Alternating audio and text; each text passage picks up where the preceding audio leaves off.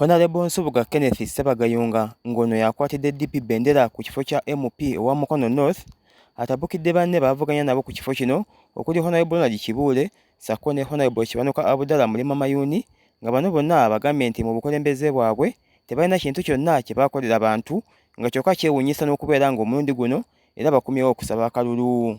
Kati tuli mu lukago lw'ekyabakadde twagalamu essomero lya siniya tusobole abaana baffe basobole okubeera nga basoma bonna basome naye omuntu asobodde egenda mu paalamenti kututeeseza kulaba nga essomero eryo erya siniya lijja wabula ye omusaala gonna gwafunye mu paalamenti agenze waabwe Butambala azimbye essomero lya siniya gakwoleka naye abaana abagenda okusomeramu njagala okubuuzamu abeebulimu abali wano bagenda kwaba mulimu wano oba bagenda kwaba Butambala.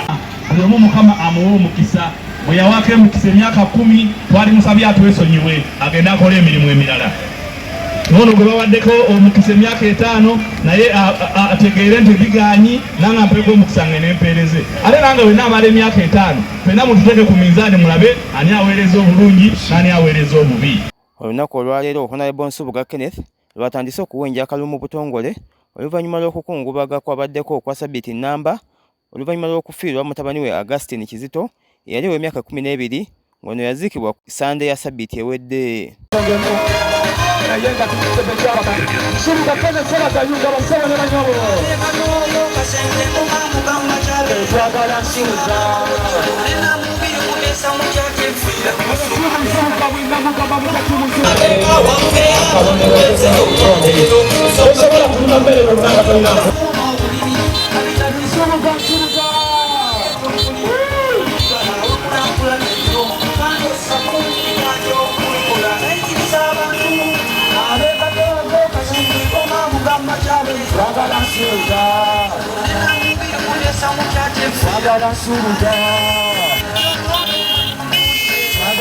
Nasabira ku mwezi wa 15 oba ogenda okulonda wewe ekibuzo kino kiyungo no bwakwata omuliro kufa omukaaga abeesimbyewo nga fenna tuli Kampala ani asooka okufubutuka okukomawo nze Nsubuga amusulamu ayinamu ekizimbe oba abalala babeere bunayira.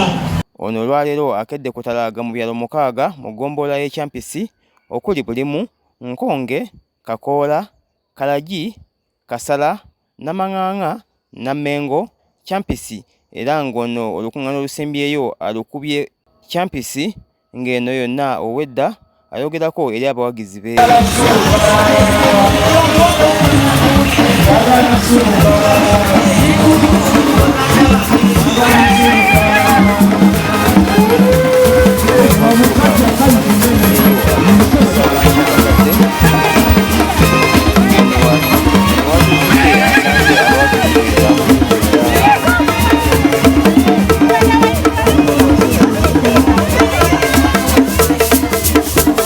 Lwaki njagala ogenda mu Paalamenti bakiikirira eggombola yaffe eno y'Ekyampisi basebo ne bannyaba abali wano abagikuli mu nganze abagiwangaaliddemu tulyazamanyiziddwa okuva okulonda we kwatandika okububaka bwa Paalamenti.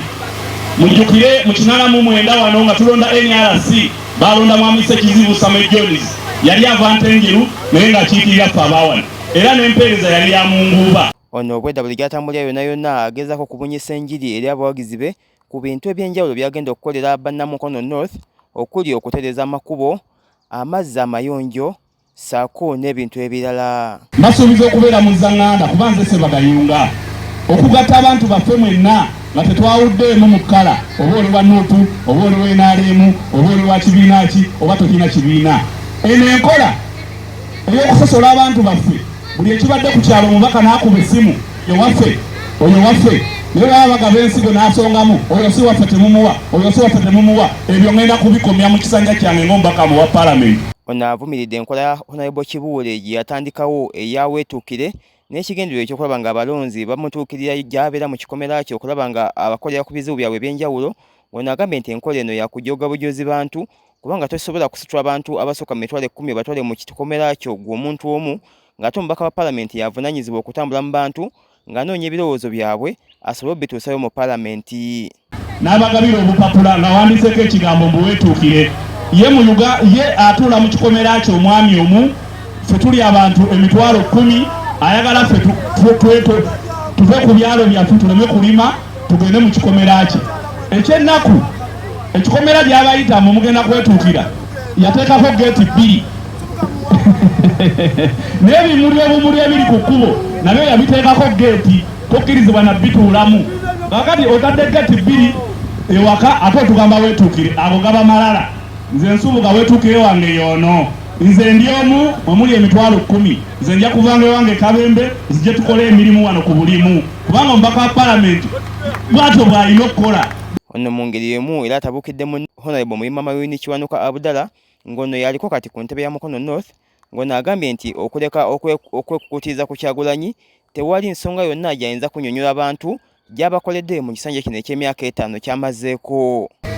Naye obuzibu bwe bajja wano temubabuuza bye bakoze, wabula badda mu katemba.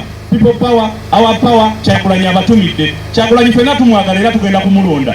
Naye Kyagulanyi takuweesa kalulu kubanga ya asaba ka pulezidenti ate gw'oyagala mubaka bwa palamenti. Sosooka onnyonnyole akalulu myaka 5 ng'omubaka wa palamenti okoze ki? Ensonga z'abakyalo zikozeeko otya, ez'abavubuka otuko otya, mirimu emeka gy'olese mu kitundu, masomero mameka g'otusakidde, ensonga z'amazzi ozikoze otya, ez'amasannyalaze tusinziire ku ripooti gye tunaaba tukoze okulaba oba tukwongera akalulu oba tetukola ki oba tetukwongera. Tuma kasiru ku muzikiti y'okwaziina tetutegeera nti eswala ekoze ki?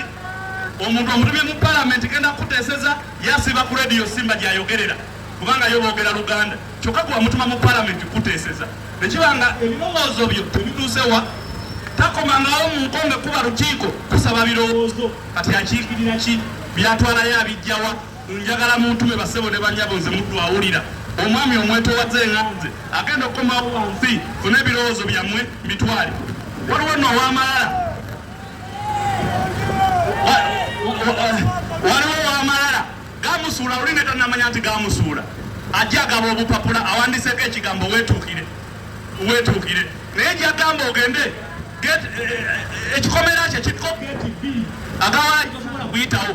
Alina bataliyoni namba ey'abajaasi batambula nabo ng'asaba akalulu newaka nabo nawe bakuumawo. Kati bataliyoni y'amagye onoogiyitako otyo omutuukeko okuleka okutulimba obulimba. N'ekyobujozi kyensingira ddala okulaba ye ali ogu ffe tuli mitwalo na mitwalo ogamba otya abantu emitwalo n'emitwalo bonna beekulumulule balumbese ekagale mu kikomera kye mbu bagala kwetuukira. Nze nsubuga kyendese kyanjawulo, nze ndi omu, nze muweereza wammwe omwetowaze agenda okujjanga wansi okusanga mu abangi.